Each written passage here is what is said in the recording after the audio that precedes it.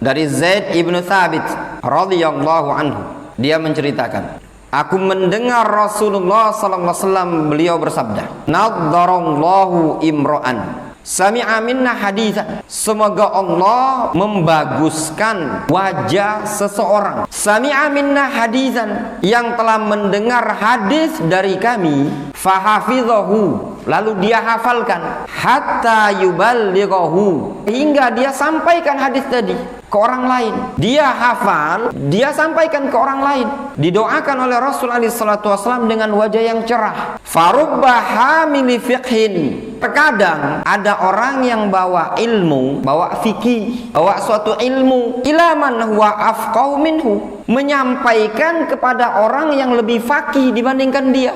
Ini hadis ya ikhwan, dalil tidak dipersyaratkan untuk menyampaikan ilmu harus dianya lulus dari sekolah tadi, nunggu selesai S1, nunggu selesai S2, dan tidak dipersyaratkan dia menyampaikan ilmu harus dapat rekomendasi dari gurunya dia atau dari seorang alim. Tidak harus. Antum harus bedakan antara menyampaikan ilmu sesuai dengan kemampuan, antara permasalahan ifta, fatwa. Kadang sebagian orang tidak paham antara fatwa, tidak paham antara menyampaikan ilmu. Kalau menyampaikan ilmu sesuai dengan apa yang dia ketahui, ini hadisnya. Antum cuma bisa ngajarkan Iqra. Al-Quran tidak sanggup ngajar Iqra, dia Iqra 1 sampai Iqra 6 mungkin. Boleh apa enggak?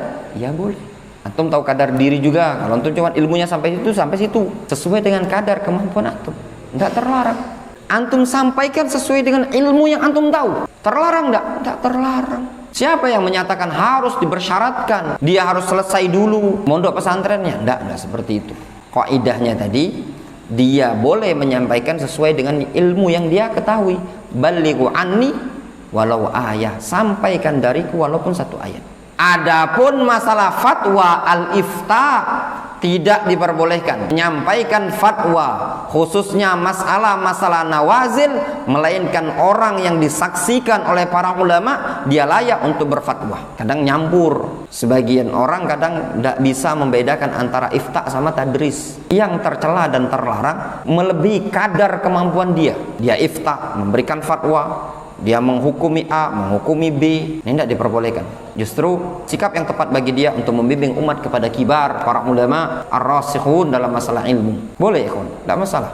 Karena secara pribadi orang yang dia berdakwah itu tadi berarti telah membantu dalam menyebarkan kebaikan. Namun yang perlu diwaspadai, jangan antum tersibukkan dakwah, antum tidak belajar.